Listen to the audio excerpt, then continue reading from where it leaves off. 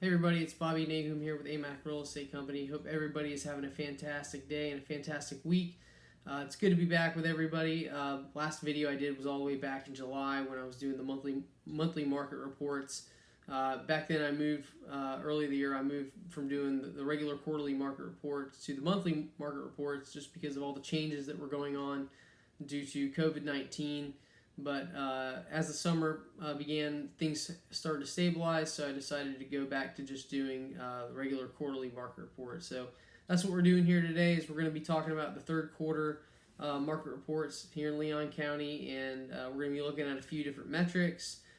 Today we're going to be looking at the number of listings that we saw for sale, number of home sales. We're going to be looking at home prices. We're going to be talking about another metric called the average sale price to listing price ratio.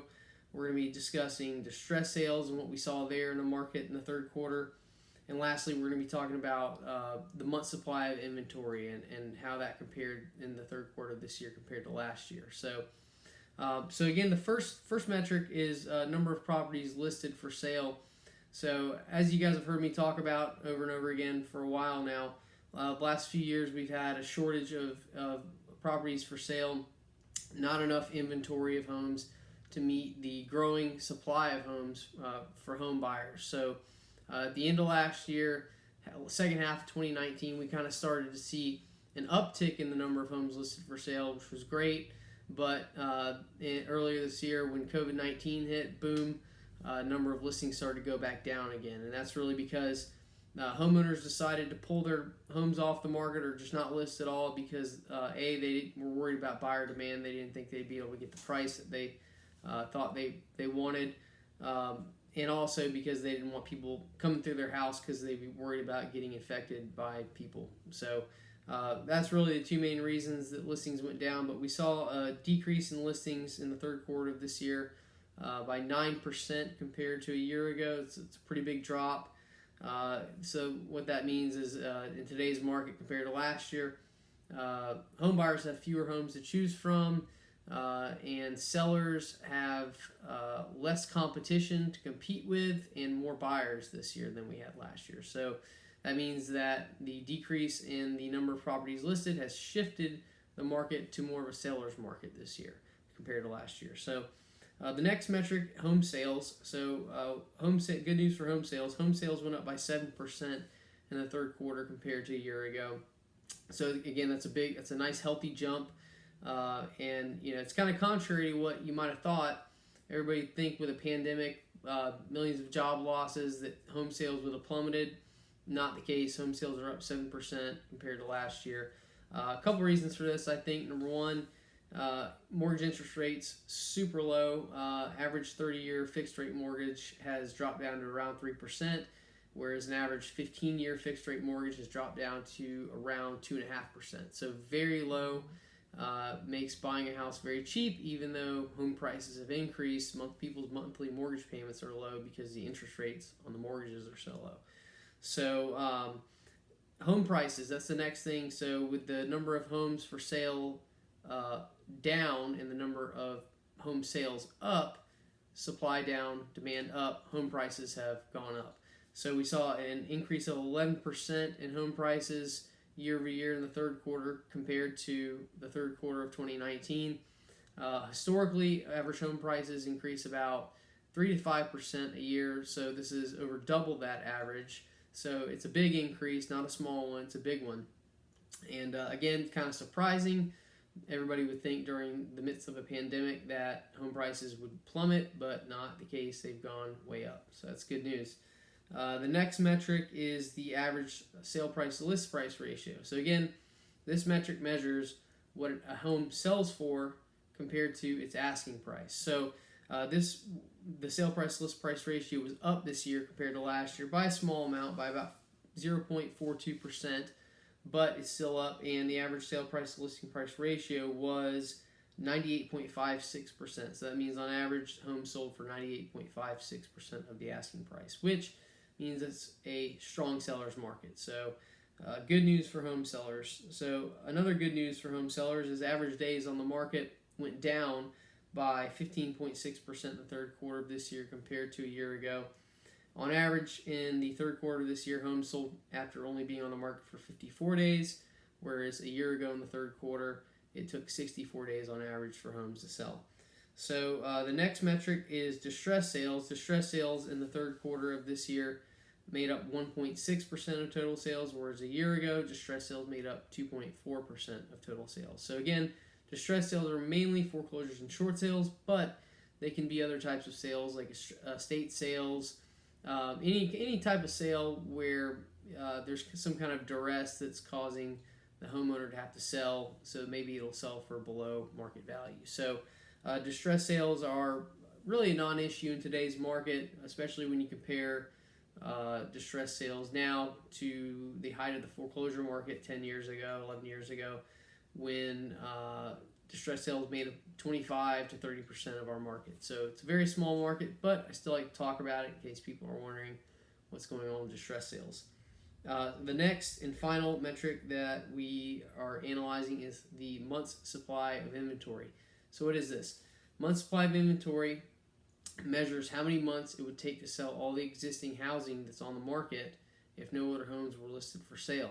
So in a normal balanced market where you have an even number of homes for sale and demand for those homes, you have a month's supply of inventory about 6 months. So anything less than a 6-month supply is what's called a seller's market, and anything more than a 6-month supply is a buyer's market.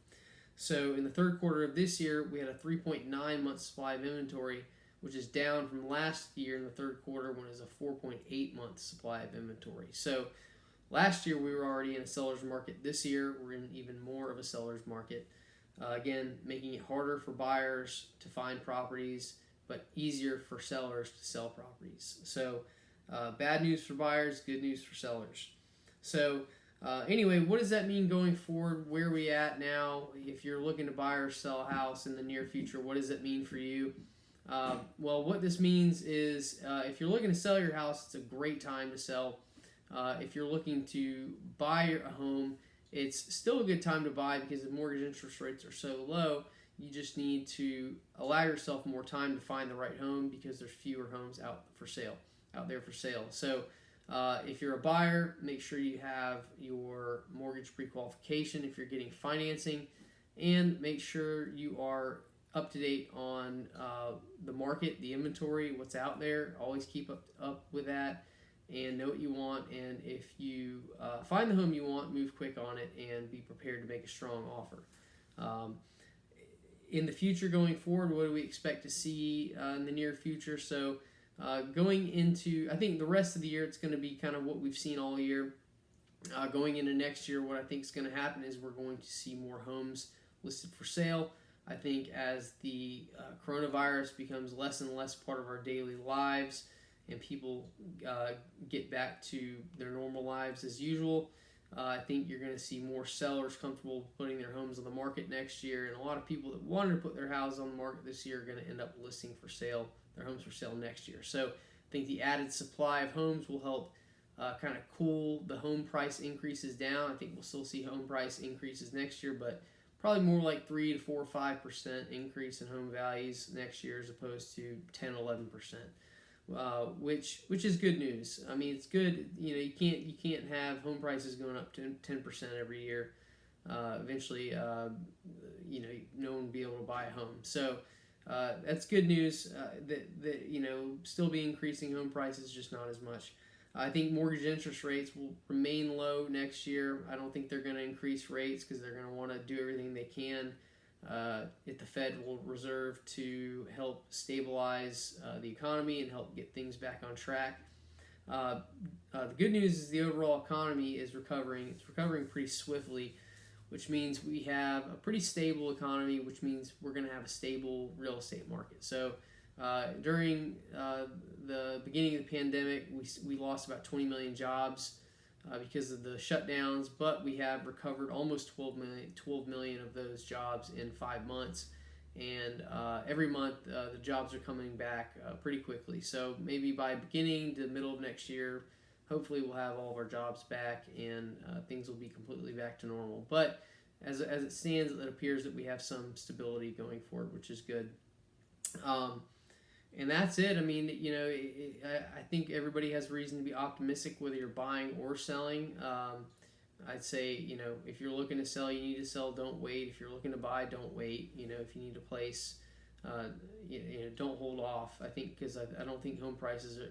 We've already established that home prices aren't going to go down. They're going to continue to go up. So there's no real reason to wait if you are ready to buy a home. But that's it. If you guys have any questions about the real estate market or anything I talked about today, feel free to call me, text me, or email me, or message me through social media. And as always, please like my YouTube channel, Bobby Nahum Real Estate. Also, don't forget to visit me on Facebook, where I daily post articles, videos, and also my listings for you guys to look at. And I hope you guys have a great week and a great rest of the year, and I look forward to talking to you all next time. Thanks.